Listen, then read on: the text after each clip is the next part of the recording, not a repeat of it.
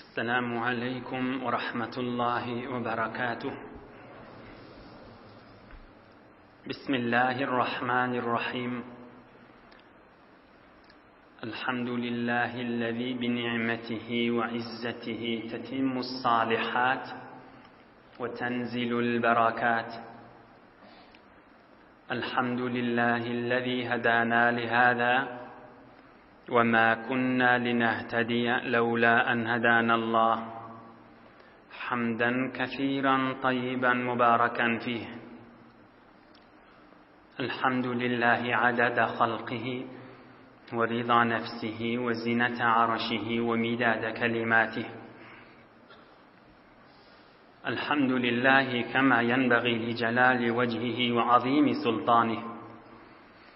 اللهم صل وسلم وبارك على حبيبنا وشفيعنا ومولانا قرة عيوننا إمام المتقين أمير الأنبياء سلطان الأولياء سندنا محمد النبي الأمي الأمين وعلى آله وأصحابه وأنصاره وأتباعه أجمعين. لا أسألكم عليه أجرا إن أجري إلا على رب العالمين. اللهم وفقني لبيان ما يحتاج الحاضرون إليه وما يصلح أحوالهم. إلهي أنت مقصودنا ورضاك مطلوبنا، فأعطنا كلنا محبتك ومعرفتك. الله تبارك وتعالى hemmeňiziň taat ibadetlerini, salih amallarını Hudaý üçin oturşuklaňyz, muhabbetleňiz, duaýy haýrleňiz, dost-dostuň elinden tutup din ýoluna Hudaýyň ryzaýaty üçin gadamlaňyz. Kızgın hawalarda, kysga gijelerde giyeceğin yar hesap etsen boljak, barıp 10 yarımın döwreginde gözümüzün nuri Resulullah janyň mübarek ýaşaýyşlaryndan, zähmetlerinden we şirin sahabalarynyň merk bolup ihlas eden batyr sahabalarynyň gürjüňlerinden dünýä ahyr saadet we imanymyza takwiyet diýip gelmek elbette beýik Allahyň lütfy we nesibidir. Nigmat diýerleri Hudaý Taalaň nigmaty. Her kim kadryny bilse, Hudaý Taala ýüzi göz görmeýe berýän nigmatyň kadryny bilene. Her kimden nigmatyň kadryny bilmese, ýüzi göz de görmeýe Hudaý Taala. Elinden alaýa. Hala ol adamyň özünde şo nigmat bolsun, hala öýünde bolsun, hala owasyna bolsun, hala ýurduna bolsun. Hudaý ýüzi göz görmeýe. Elinden alaýan nigmaty nesip etmeýe, köklemeýe. Özüňize Rasulullah'ny görmändir, sahabalar görmändir. Haýsy birimiz sahabalary görüpdir. 1400 ýyl mundan ozal. Emma ol sahabalaryň kadimden bir aýdylan kep bada, ey jawan dost. Kadimden bir ewliýalaryň aýdan kepi ba, o da näme? Hudaýyň dostlaryny tap bilmeseňiz, Hudaýyň dostlarynyň gürrüňini okuýun diýipdirler. Hudaýyň dostlaryny tap bilmeseňiz, şolaň ýaşaýyşyny ulak asyň diýipdirler. Hudaýyň dosty azalan zamanda Hudaýyň dostynyň aýdan kepini ulak asyň diýilipdir. Sahabalaryň ýaşaýyşyny eşitmek, Rasulullah'ın ýaşaýyşyny eşitmek elbette imanyň alamaty we Hudaýyň bir lütfüdir. Her kime nesip etýän nigmat däldir. Hudaý size nesip edipdir. Hudaý izzetinizi artdyrsyn inşallah. Geleliň Resulullah janyň mübarek ýaşaýyşyna. Bir mübarek aýda, Şaban aýda, Ramazan aýy direk gelýän mübarek gijelerde kän dogonjuklamyzyň heyfo puçu hiç bolup wagtynyň geçýän zamanynyň içinde Resulullah jan 56-njy ýaşynda Uhud urşunyň içinde jeng meydanına Rasulullah janın mübarek dişi döwülüp, mübarek doğdog yarılıp, şo ýagdaýy geçen heftede geçipdi. Sahabalar da yetip gelýär. Bir ýanyna Rasulullah janyň iki sahaba wa 7'si şehit boldy. Biri Sa'd ibn Abi Waqqas gally, biri Talha ibn Ubaydullah gally. İkisi de cennet bilen buuşlanan beýik sahabalar. فوصل عصابة من أبطال المسلمين واجتمعوا حول النبي المصطفى صلى الله عليه وسلم. هدرة أبا بكر الصديق، هدرة أبو دجانة، هدرة مرتضى، هدرة فاروق، هدرة السهل، هدرة حاطب، هدرة عمارة، هدرة النسيبة، هدرة عمارة ذنانا. مير ki 13 sahabe daha olup vurup yıkıp Resulullah canı öğlerini yetiripdirler. Peygamberimiz bir qavatrakta yanına kim? Bir iki nefer galıqlı. Biri Sa'd ibn Abi Waqqas, biri Talha ibn Ubaydullah radıyallahu anhum. Derrew döwrewni alıp görseler Hazreti Sa'da ok atýady. Hazreti Talha ibn Ubaydullah da elini kılıç bilen yetişdiginden kuş ýanak bolup Rasulullah janyň ewünden ýerek yetişen bilmäni bulanyp duran.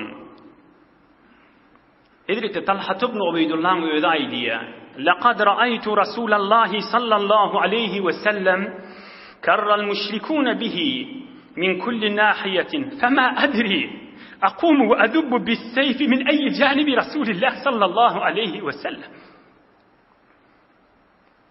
Elimde kılıç var, Resulullah'ın haysi tarafından Resulullah'ın saklayacağımı bilmerdim deyiptir.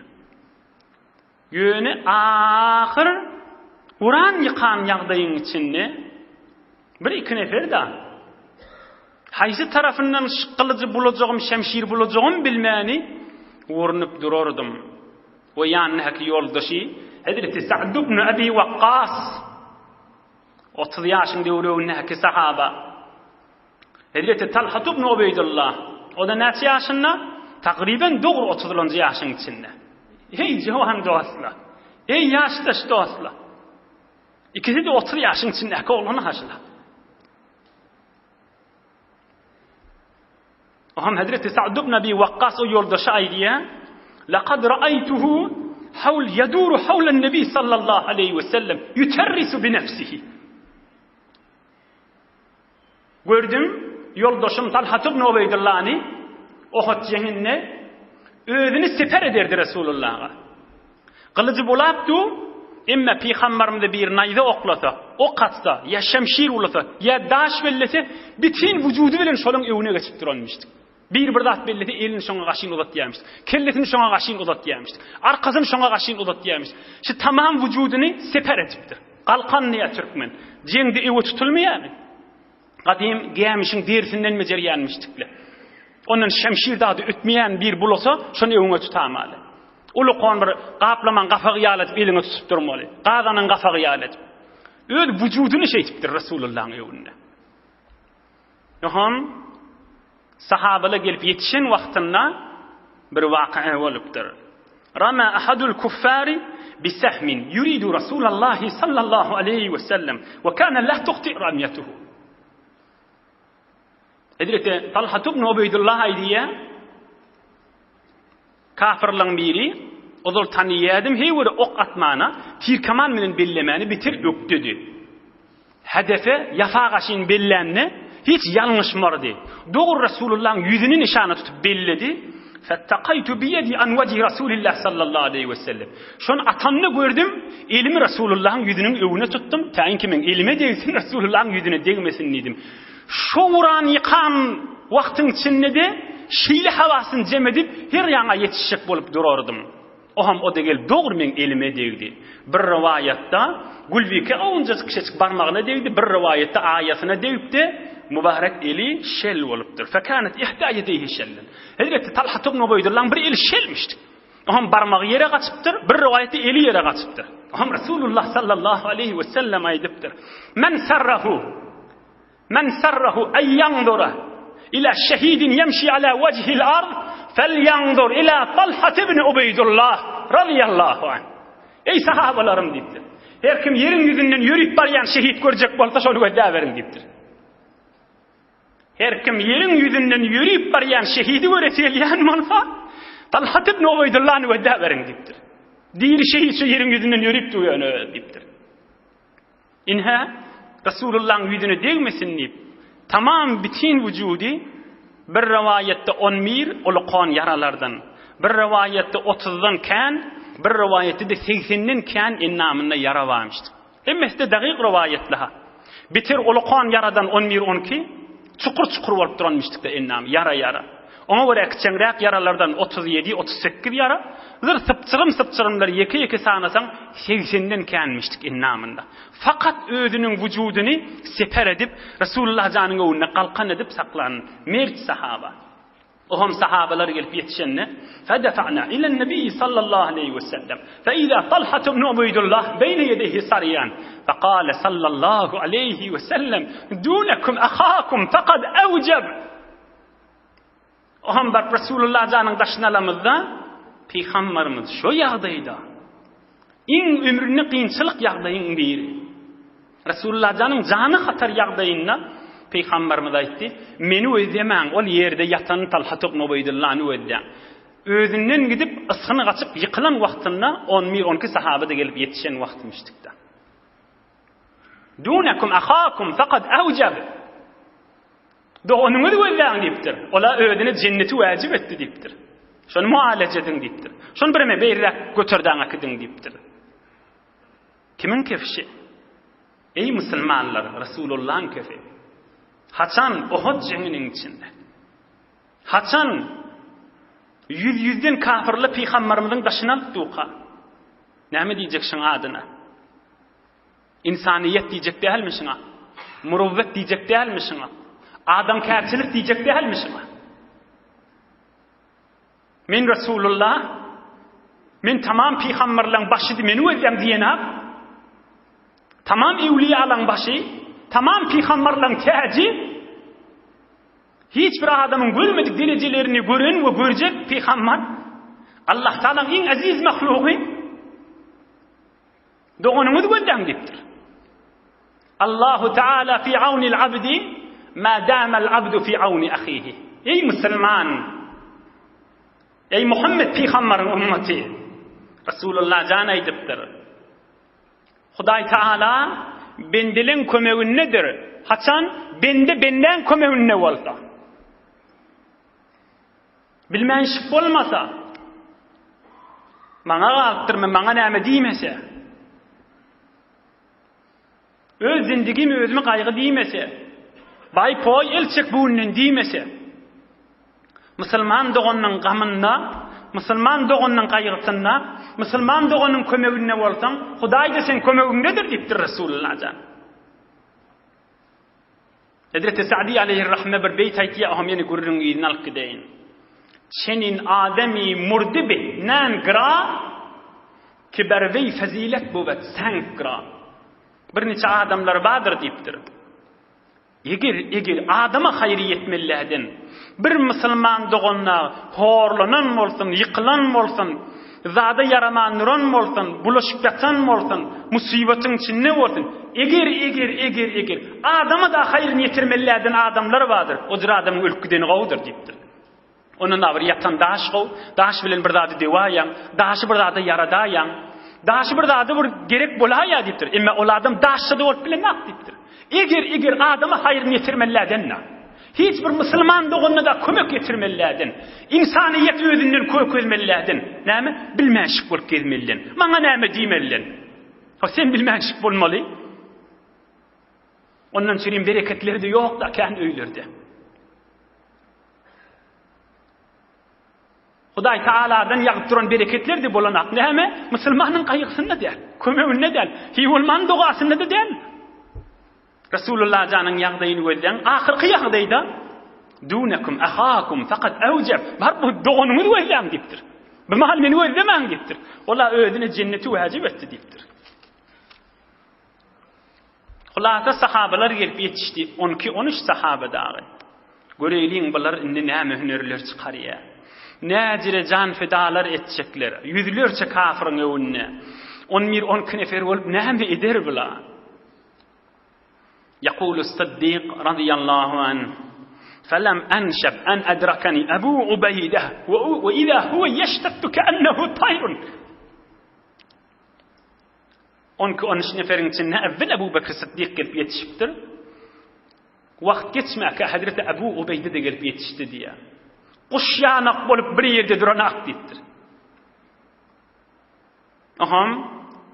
Geçen hafta geçenler Resulullah canın mübarek yanağına näme giyiripdi?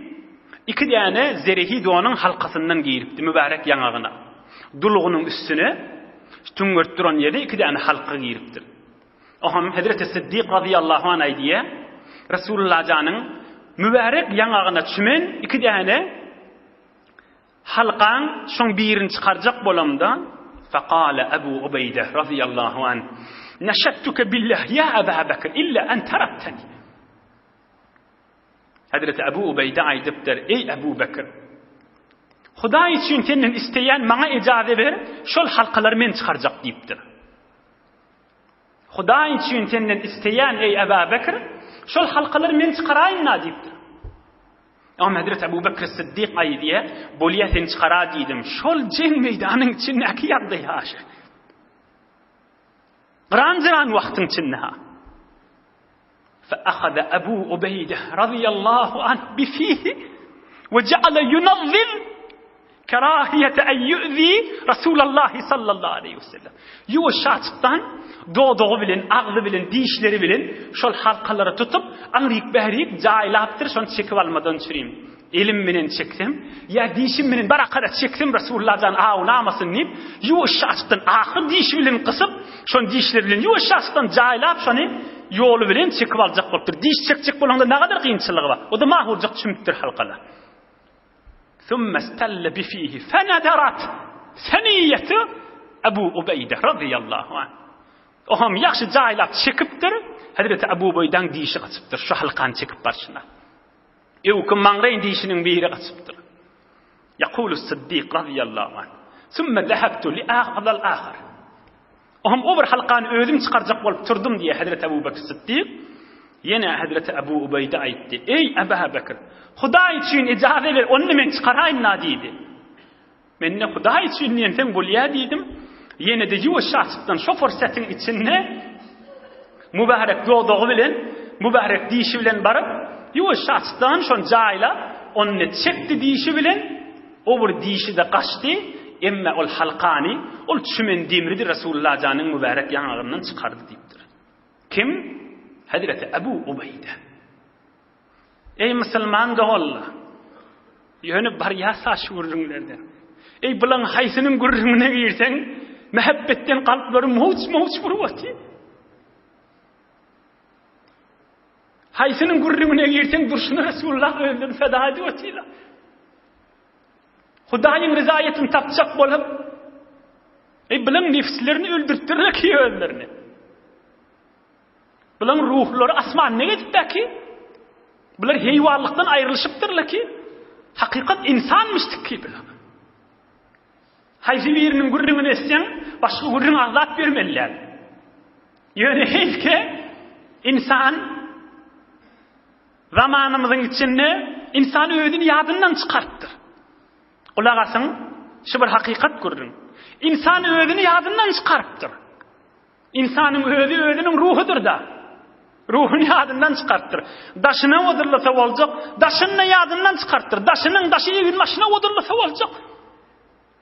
Ama ödünün işi yok. Ödünün saadeti bilen işi yok. Ödünün asmalara karşı uçması bilen işi yok. Ney sefa mima nedeş, ney lütfufer, ney besuye asman rahe sefer. Ney sefa mima nedeş, ney lütfufer, ney besuye asman rahe sefer. Asmana karşı gitmelidir. İnsan bir asmani bir mahluktur. Yok, bidatın manası yok boluptur insanların arasında. Bu ürünler estelsen näme diyen boluptur? Bu ürünler aslında bir puç ürünler ol kalıptır. Sesin ne mağlayan diyecekli bu gurrunlar etsin. Asmandan bolya diyecekli. Bir insanları haysi birini gurrun etsen, dillerine, Hudayın rızayetine, Resulullah'ın hoşluğuna canlar feda, tamam muhabbetin içinde. Kimşi? Hazreti Ebu Ubeyde. Oy Ebu Ubeyde'nin ruhunun hoşluğuna bir 3-4 dakika üstünde durayın. Resulullah canın ikisi edini. Hazreti Ebu Ubeyde, Resulullah aydan dedi. لِكُلِّ أُمَّةٍ نَبِيٌّ وَنَبِيُّ هَذِهِ الْأُمَّةِ Ebu Ubeyde ibn el-Cerrah radıyallahu anh. Hazreti Adam'dan ta Hatam'a varıyança her ummatın bir tamam emini, anamlısı, hiç ömrünü hıyanet etmeyeceği vardır deyiptir. Men eminim, o şu ummatın emini Ebu Ubeyde'dir deyiptir Resulullah'dan. Şol Ebu Ubeyde ha, doğdacıklar bilen, dişi bilen Resulullah'dan mübarek yanağından yumuşacıktan halkalar çıkaran sahaba. Her ummatın emini var, men ummatımın emini Ebu Ubeyde değilim sahaba. Necran diyen yurttan Resulullah canın yanına gelip aydıptırlar, ya Resulallah, İb'as ileyna raculen eminen. Hazreti Ebu Ubeyde'nin birce gurrunun ayden, o ham geçşevkisinden. Resulullah can Necran diyen yurda bir neferi, Kur'an öğretsin, din öğretsin deyip bir muallim iyi vermeli oluptur da, şonda Necran yurdun adamlar aydıptır, ya Resulallah, bize bir hiç hıyanet etmeyecek adam iyi ver. Ne için? Şon Resulullah'ın namayancısı olup var ya. Öyle emin, mutmain adam olsun deyiptirler. Resulullah can nâmi deyiptir. Canımız, malımız, oğul gıyzımız, enatamız fedası olsun Resulullah canın sallallahu aleyhi ve sellem. لَأَبْعَثَنَّ إِلَيْكُمْ رَجُلًا أَمِينًا حَقَّ أَمِينٍ Hadisun sahih, ravahul İmam-ı Müslim. Ey Necran'ın yurdunun adamları, size bir adam iyi vereyim, ay bir anamlav, emin adamlav. فَاسْتَشْرَفَ لَهَا النَّاسِ Sahabalar gözdüştürle kimi verir kam deyip. Kimi verecek kam Resulullah can? فَبَعَثَ sallallahu aleyhi ve sellem Ebu Ubeyde ibn el-Cerrah radıyallahu anh. Cennet bilen buğuşlanan sahaba Hazreti Ebu Ubeyde'ni vertir. Sen git Necran yurduna deyiptir. Şol Ebu Ubeyde radıyallahu anh Resulullah canın mübarek yanağından havluq mancık halkaları, tümün demirleri bir gedek çekip bir dişi devülüp, o bir gedek çekip o bir mağrayı dişi devülüp Resulullah canın halis yanağının üstüne mübarek dişi şehit bulan büyük sahaba. Emme başka sahabalar da yavaş gelip yetişiptir. Yeni bir yetişen sahabaların biri kim? Ol Resulullah'ın kılıcını alıp, mağrayını kızıl yağlıktan alıp, bir çekipirlik bilen kızınıp sefin arasında yürüyen Hazreti Ebu Ducane radıyallahu anh. Cavan sahaba. O da gelip yetişiptir. Yetişen boyuna kafirlan biri, İbn Zahir diyen bir sahaba kafirlan biri, Resulullah'a şimdi dofuluptur, atlı gelip. Dulluni ala Muhammed deyiptir, anırdan gelen kafir, İbn Zahir. Dulluni ala Muhammed aleyhissalatu vesselam. Hana işi Muhammed deyiptir. Yol verden bana deyiptir yankı gelen kafir. Öldüreyim nişanı men deyiptir, ne başarmanınız deyiptir. Yankı İbn Zahir anırdan gelen. Oham evinden Hazreti Ebu Ducane radıyallahu anh çıkıptır. 12-13 nefer yeten sahabalan biri. Hazreti Ebu Ducane aydıptır. Halumma ila men yakiye nefse Muhammed bi nefsihi. Sallallahu aleyhi ve sellem. Ey İbn Zahir, sen İbn Zahir olsan men İbn Haraşadır neyiptir Ebu Ducane. Geliptir hazır sen öğünde bir adamma öğüdünün canı bilen Resulullah'ın saklayan adam deyiptir. Gel atın bilen kayıp berrak deyiptir. Elinden ama Resulullah'ın kılıcı var. Geçen heftelerde geçenler gördüğünü. Resulullah'ın elinden kılıcını alıp hakkını eda ederin inşallah diyen dayav sahaba.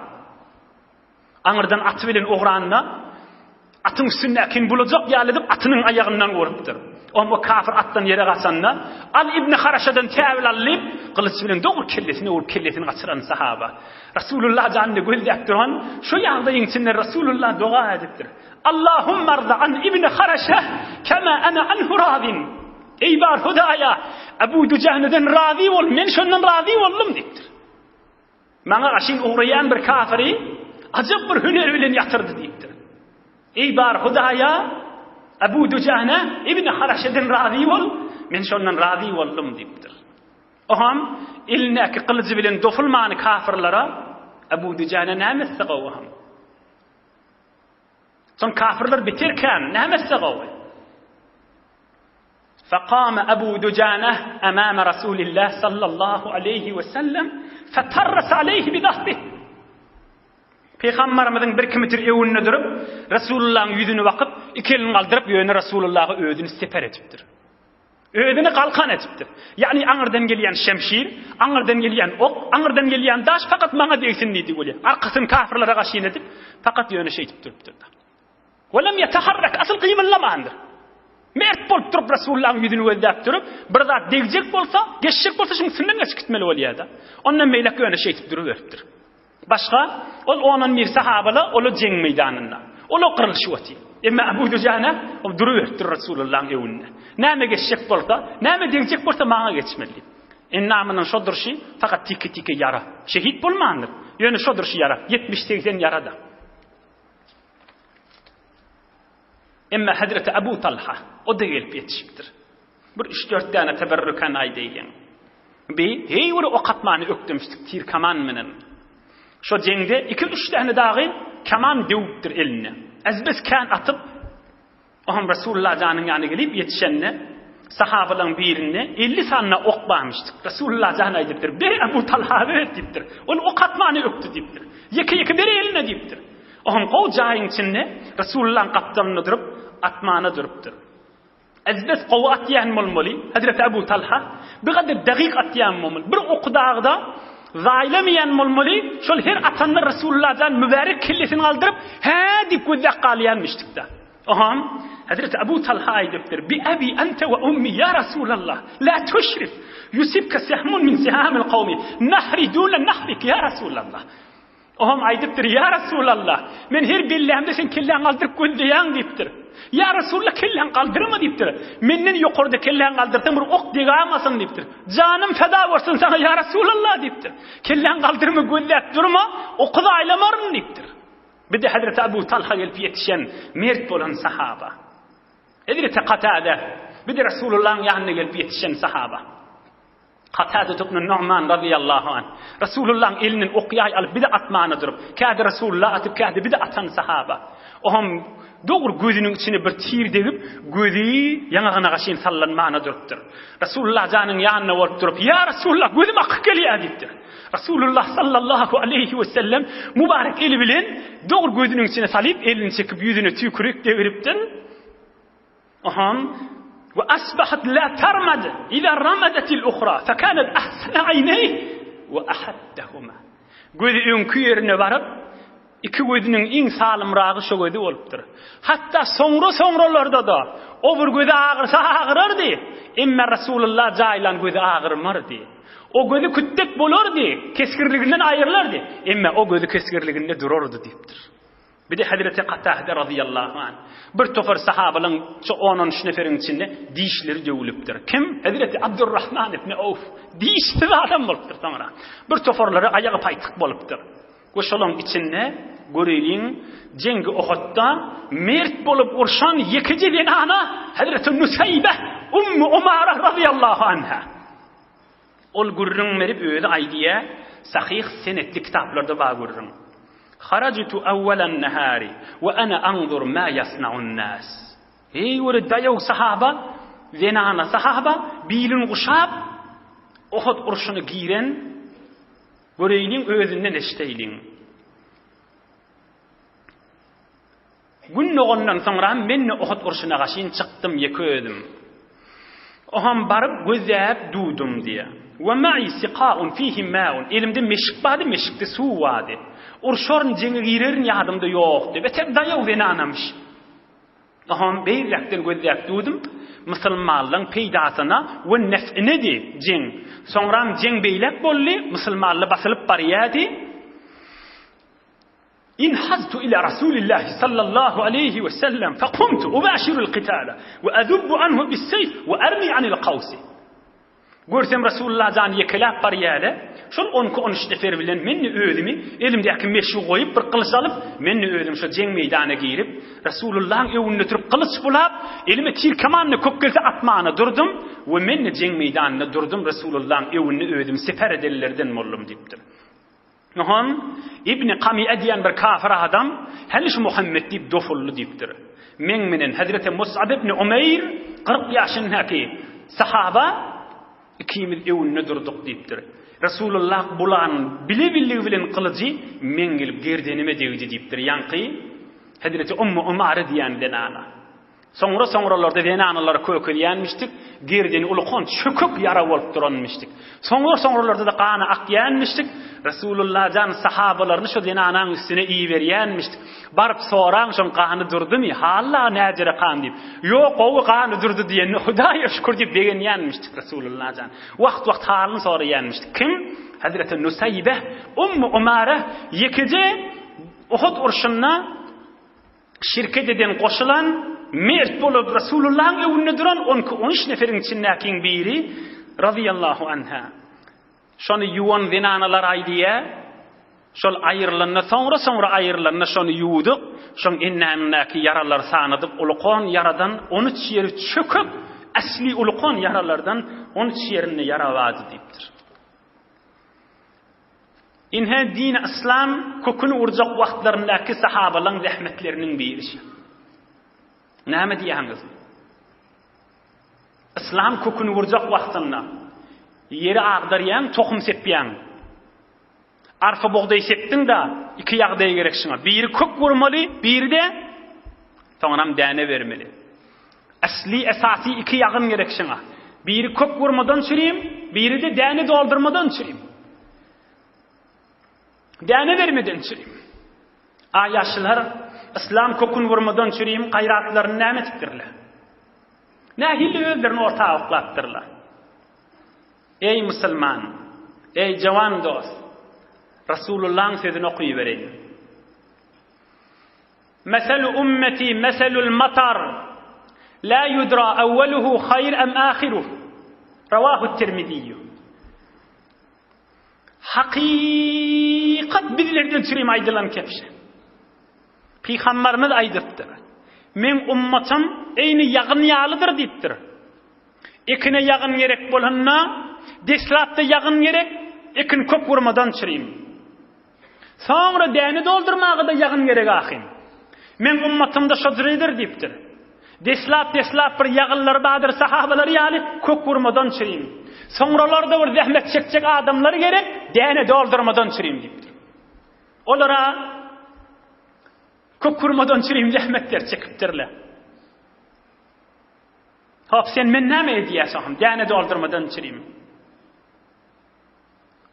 Kur'an-ı Kerim tahtçamızda öýümizde bar. Näme hyzmat edýäs? Kimin elinden tutup Kur'an-ı Kerim'i öğrettik? Ulum-i diniye nähille hyzmat etip bilýäs? Ulum-i diniň ähline nähille hyzmat etip bilýäs? Nähille arka bolup bilýäs? Ey musulman, sen dine hyzmat etseň, Hudaý sana kömek berer. Sen Hudaýyň dinine kömek berseň, Hudaý seni horlamar hiç ýerde. Hudaý seni sommolduwa goýmar bir ýerde. Ya näme iýsem, näme içsem, näme geýsem, näme ýatsam diýip ömrümi geçirmeli. Maňa galypdyrmy diýip bilmänşik bolmaly. Ähmiýetsiz bolmaly dinimizde. Döwrümizi gözlemeli. Palanyň jaýyny, palanyň gedişini gözlep fakat şonu gözlemeli. Emma din dihanat Rasulullah sahabalar we Hudaýyň hoşlugy ýa-da düşmellerle. Gelişýän ýagdaýymış. Musulmanyň bolmaly ýagdaýymy? Yok, döwrüň gözleme. Hudaýyň hoşlugyny ýadyndan çykarma. Bibenneleri öde. Ýeközüňde bolsam, däne doldyr ýagyllardan boljak bol. Gönenersiň. Yine bir tane teberrüken Resulullah'ın sözünü okuyayım. 10 dakika hazır vaktimiz var. Yöne bir Resulullah'ın okuyacak sözünü öz öyümüzde yazıp koysak, günne 3 ay targı desek şayet az olsun. Şu meclisimizde her hafta bir gedek teberrüken okuyup versek şayet az olsun. Cübimizde koyup günne bir göz desek şayet az olsun. Dostumuzun yadımıza salıp dursak şayet az olsun. Resulullah'ın aydan sözünü kulak as. Ey ummatım, 7 zatdan önçek güýmen men dininize hyzmat edin diýipdir. 7 zat näme? 7 zatdan önçek basımrak dayaw durun diýipdir. Çalta bolun diýipdir. Güýmen men diýipdir. 7 zatdan önçek. Qysgaja aýtyp geçeýin. Yek deslaqy. Hal tantaziruna illa faqran munsiya? Aya gözdeşýärmi? Bir wagt hor bolup, garyp bolup, çörek suwuň tapmany, son bolup oturardyň, şonu gözdeşýärmi diýipdir. Tamam qıtçılığa düşüp, horluğa düşüp, son bolup oğul gyýyp bolup, bir-biriň ýüzüni gözläp oturardyň, din ýadyndan çykar, şonu gözdeşýärmi diýipdir. Bir. Aw ghinan mutghiya. Ya eline kan pulluşypda özüme bolaryn men diýip Hudaý ýatdan çykarýan bir mallar vardır. Şonu ödeşýärmi diýipdir. 2. Üçüncüsi, aw maradan mufsiden. Birden neji şaçykdan seni gelip bir dert tutup seni namazyň dursun kaza almany yetişmersiň diýipdir. Şonu ödeşýärmi diýipdir. Kim özüniň saglygyna daýanyp bilýär? Kim özüni zamanet etip bilýär? Haýsy bir tamam daruň içinde gelip birin daru saz özüni zamanet etip bilýärmi? Aw haraman mufanniden. Dördüncü. Ele ýaňy titretip duran garry bolmagyň gözdeşýärmi diýipdir. Ey jawan dost. Garrylygy gözdeşýärmi diýipdir. Namazyň titrap okuymaly, näme okuýanyň bilmelle. Namaz okuyup tuğan gol döwrüňi ödäp durmaly. Gafta qırdanyny döwrüňi ödäp durmaly. Namazda dygyny bilen aqarrylardan bolasyn gelýärmi diýipdir. Aw mautan mujahhizan. Ýa-da seni agaçyana oklayan ölüm ödeşýärmi diýipdir. Aw at-tajjal fasharra ghaib. Ya deccal ödeşýärmi diýipdir. Iň aňyrda bir teleke ödeşilip biren adam bir diýipdir. Yedilencisi aw-as-sa'a fas-sa'atu adha wa amar. Fas-sa'atu adha wa amar. Fas-sa'atu adha wa amar. Ya da kıyamet gözdeşýärmi diýipdir. Kıyamada ulkan musibet ve hi bir azıdır diýipdir. Ya da kıyamet gözdeşýärmi? Fas-sa'atu adha wa amar. Kıyamet hi bir ulkan musibet ve azıdır diýipdir Resulullah jan. Yedi zadyň haýsyny gözdeşýärmi diýipdir. Özümize wakyýym. Yediň haýsy birini gözdeşýär. Yediň haýsyny gözdeşmeli. İňan öýe bar pikir edip, özümi dersin alaýyn, men gürrüňden çykmaýyn. 8 dagyga wagtymyz bar.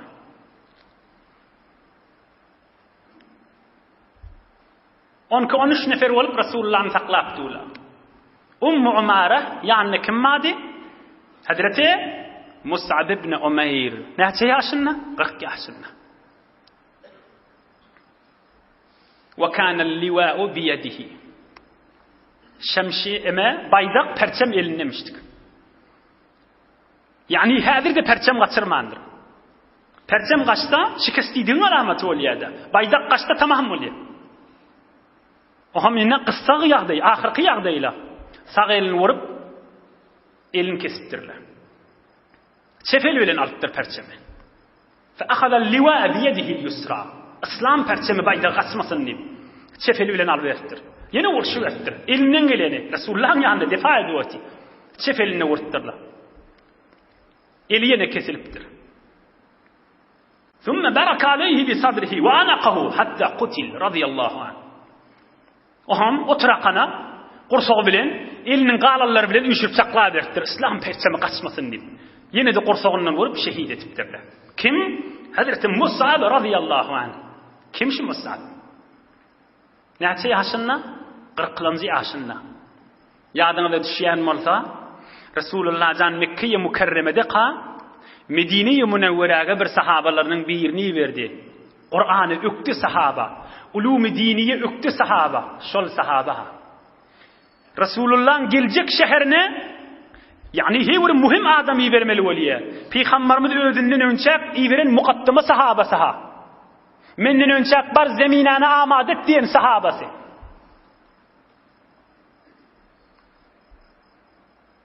Şol Mus'ab ibn Umeyr Resulullah'ın namayendesi olup evvelin sefir İslam olup Medine'ni varıp Müslüman edip kan öylerde İslam salan sahaba. قال صلى الله عليه وسلم تقدم يا مصعب لست مصعبا سبحان الله. Perçem yere açıptır. Görüptürle Hazreti Mus'ab'ın eline yine perçem mi? Resulullah zana ediptir. Takaddem ya Mus'ab. Ey Mus'ab evrak seçtiptir. Ama Mus'ab cevap verdir. Lestu Mus'aben. Men Mus'ab değerlidir. Allah Teala bir ferişteyi verdir. Halis Mus'ab'ın suretine. Şemşi perçemi saklayıp duruptur. Resulullah'dan şoma Mus'ab mı kadiptir? Heyran kalıptır. Ey Mus'ab ya öldürülü. Ha ölmendir o diptir. Takaddem ya Mus'ab. Ey Mus'ab evrak seçtiptir.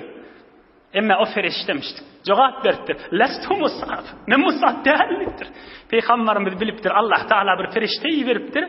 Halis Mus'ab'ın suretini neyi ki Resulullah'dan şoma Mus'ab'ın ölümü kadiptir da. İftihar değilme işi.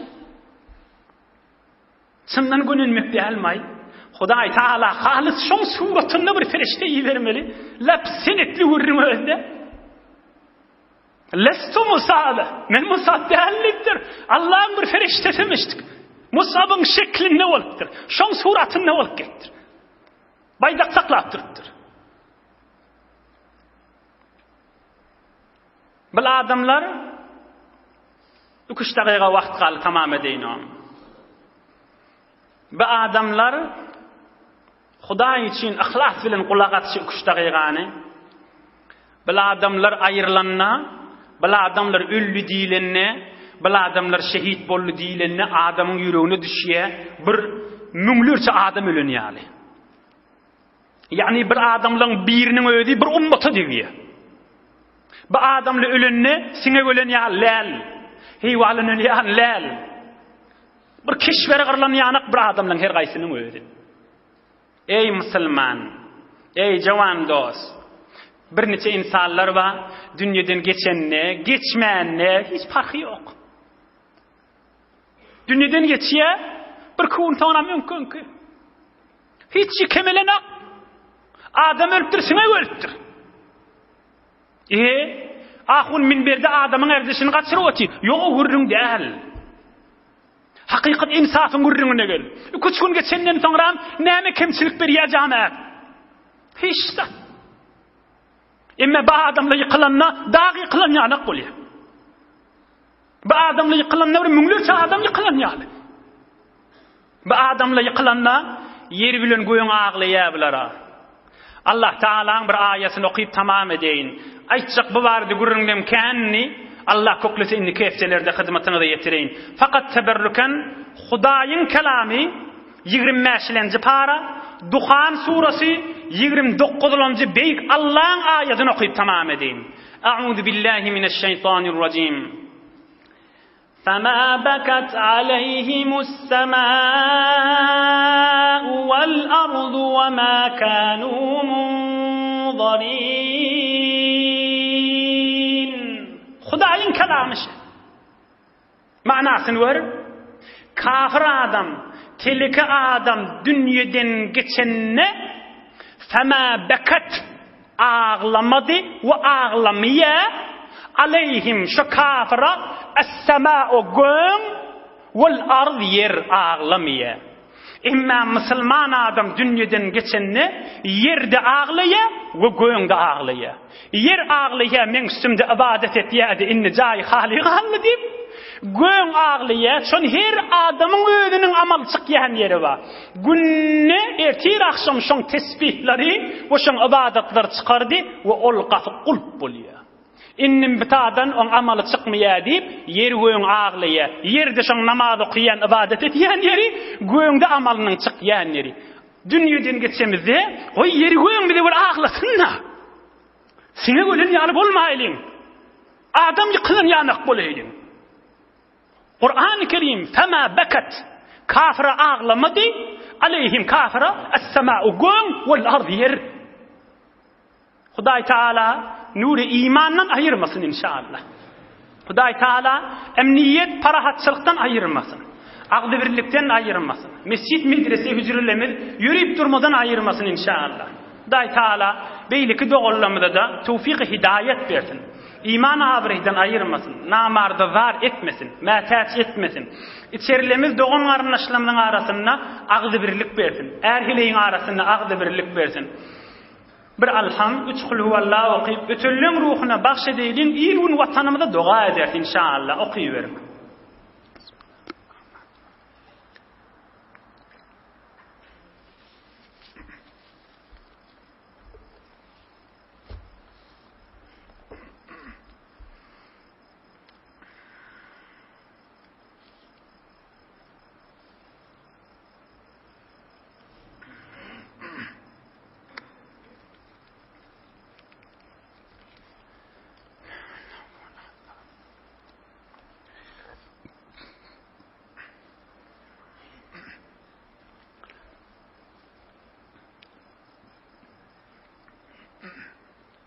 سبحان ربك رب العزة عما يصفون وسلام على المرسلين والحمد لله رب العالمين.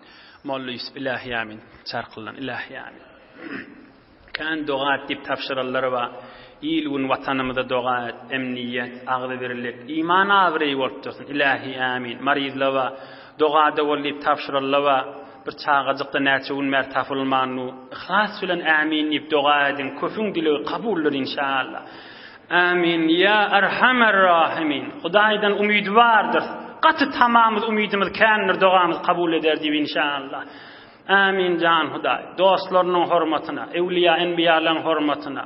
İlahi amin. İçeride daşarda hemmelerine doga ediyor. İlahi amin. Birahmetke ya erhamer rahimin. Maşallah. Barakallah. Hayrat. Subhan rabbika rabbil izzati amma yasifun. Selamun alel murselin. Elhamdülillah.